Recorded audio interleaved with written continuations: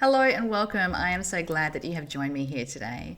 We're continuing in our study of the book of Lamentations. We're studying the last chapter today, chapter 5. So grab yourself a cuppa and we'll get started. Please subscribe. It really helps get the content out to more viewers. So Lamentations chapter 5, verse 1, it says, "Remember, Lord, what has happened to us? Look and see our disgrace." So Lamentations 5 verse 1, the author asks God to remember their sufferings, to see the disgrace that has come upon them, seeking God to act on their behalf and show compassion for their dire situation that they're in. They're asking God not to forget them, but to intervene and turn his favour back to his people. So verse 2, we've got a little bit of a slog to read through for this. For verse 2 to 18, I'm going to run through this. Okay. Our inheritance has been turned over to strangers, our homes to foreigners. We have become fatherless, our mothers are widows. We must buy the water we drink, the wood that we had only a price. Those who pursue us are at our heels. We are weary and find no rest. We submitted to the Egyptians and Assyria to get enough bread, and our ancestors have sinned, and we are no more, and we bear their punishment. Slaves rule over us, and there was no one to free us from their hands. We get our bread at the risk of our lives because the sword is in the desert. Our skin is hot as oven, feverish from hunger, and women have been violated in Zion, the virgins in the towers of Judah. Princes have been hung by their heads, and elders have been shown no respect. Young men toil in the millstones, and boys stagger around with loads of wood. The elders are gone from the city gates, and the young men have stopped their music. Joy has gone from their hearts. Our dancing has turned into mourning. The crown has fallen from our head. Woe to us, we have sinned. And because our hearts are faint, because those things our eyes grow dim. For Mount Zion, which lies desolate, with jackals prowling over it. It's a sad story. So the people remind the Lord of their economic and their social and their political suffering, their humiliations, their disgrace that they have faced on every level, politically, socially, economically. They've lost wealth in their homes, verse 2. Verse 3, they're orphans and widows. Verse 4, they must now buy their water and timber. They don't have free access to this anymore. There's people pursuing them, so they can't rest. That's verse 5. They have no one to trade with. They can't trade with their enemies. They have to trade with their enemies for survival. So they're not self-sufficient. They have to trade with their enemies, of all people. They suffer because of the sins of their ancestors. They have their slaves are now ruling over them when they were once free from slavery. They take their lives in their hand even to go out and gather food. That's verse 9. They're hungry, verse 10. Verse 11, the women are raped in their own towns, places where it's supposed to be safe. They're supposed to have these walls around to protect them, and here the women are being violated in their own towns, in their own towers. Princes have been hung, and the elderly and the leaders are shown no respect. So totally disregard for the men in the city. Young men and boys are completing heavy and demanding work. Verse 14, the older men cannot be accessed for their wisdom because they're not at the city gates anymore. There's no creativity in worship. The young men, they've stopped playing music. The joy's gone from their hearts, and the city lies desolate. And that's in verse 15 and 18. So verse 7, it says, our ancestors have sinned and are no more, and we bear the punishment of their sin. So they're saying, like, our forefathers, they have sinned, and now we're suffering because of it. So it attributes the suffering to the consequence of their ancestors' repeated sin, which led to God's judgment. So, for example, like this Babylonian exile. And Jeremiah claims that one generation bears the consequence of the former generation's sin. Verse 4, the elders are gone from the city gates. So beside being part of the city's protection from invaders, the city gates were placed as a central activity in biblical times. And it was at the city gates that important business and transactions were settled, court was convened, and the public announcements were made. And now the elders, they're not doing these things. So there's no court, there's no business transactions, there's no public announcements made anymore. Verse 18, it says that the city lies desolate. So Jerusalem, which once was a thriving, secure city, now God has allowed it to be decimated by Israel's enemy.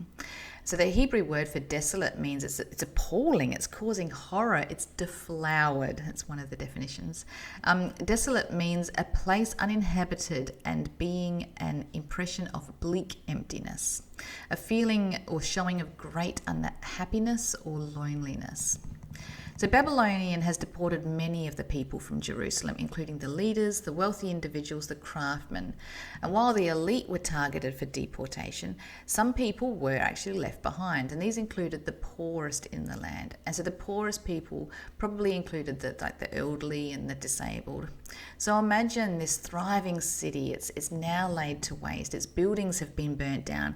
Its walls have been pulled down and in heaps of rubble. The temple's been looted and destroyed, and now this desolate city, its only inhabitants is the poor and the despised, and they can hardly look after themselves, let alone care for each other. It's a pitiful sight. Verse 19, you, Lord, reign forever. Your throne endures from generation to generation. Why do you always forget us? Why do you forsake us for so long? Restore us to yourself, Lord, that we may return. Renew our days of old, unless you have utterly rejected us and are angry with us beyond measure. It sort of leaves Lamentations as a bit of a cliffhanger here, but this section highlights the nation's hope for restoration and forgiveness, and their only hope is in the Lord. And so Jeremiah specifically locates Israel's hope is in the truth that the Lord reigns forever, the truth that his throne will endure through all generations, and the truth that the Lord possesses the power and the authority to restore his people. The cries of Jeremiah seem to be echoed a little bit by Christ himself in Mark on his death on the cross. He says, at noon, darkness came over the whole land until 3 in the afternoon. And at 3 in the afternoon, Jesus cried out in a loud voice, Eli, Eli, lama sabachthani, which means, my God, why have you forsaken me? It's similar to Jeremiah's cry. He says, why have you always forgotten us? Are you going to forsake us for so long? And so this prayer in Lamentations, chapter 5, verses 20 to 22, it appears to end on a tone of uncertainty, questioning God's relationship toward his people.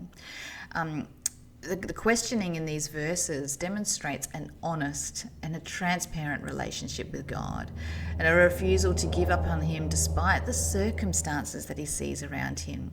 There's deep reliance on his eternal reign, on his promises, even when the immediate response may be absent. The prayer's uncertainty is not a lack of faith, but it's a lament that trusts that God is the only one that can restore them. In these verses it says, restore us to yourself, Lord, that we may return. Renew our days of old.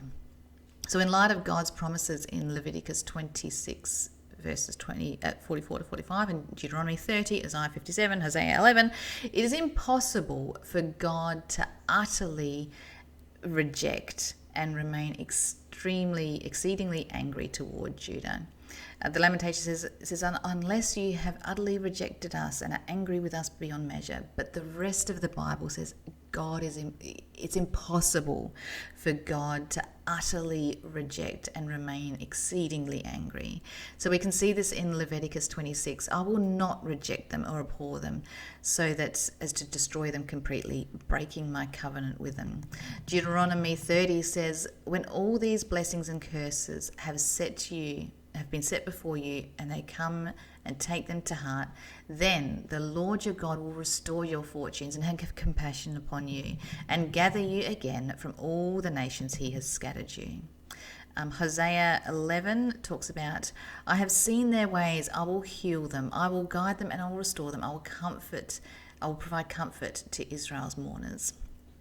Hosea talks about, how can I give you up, O Ephraim? Such a heart cry. How can I give you up, O Ephraim? How can I hand you over, Israel?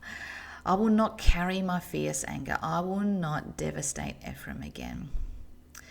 So as we wrap up this book of Lamentations, how can we apply this to our lives? How can we apply this to our lives when we suffer because of our own sin or the sins of others, or just sin in the world? And how can we use this to help minister to others who are suffering because of the brokenness of the world? So when we suffer, we can find hope in the midst of our hardship, understanding that God's mercy is new every morning and that he brings restoration even after devastation. And this book teaches us to look to God as the ultimate solution, not to human efforts, to find strength in his promises and in his faithfulness. And how we can use Lamentations to help others. We can use this book to minister to those who are suffering by providing it as a biblical support model, expressing grief. We can normalize difficult emotions. We can offer a framework for honest, heartfelt prayer. We can have a grounding hope in God's faithfulness, even in the midst of despair. We can encourage individuals and communities to name their pain, to ask those hard questions, and to trust God's character in difficult times. Lamentations shows us that suffering is part of the human experience, but God's mercy is new every morning. And so that's all I have for you from the entire book of Lamentations. I hope that you have appreciated it. I have enjoyed spending time with you, and I look forward to spending time with you next time. Bye.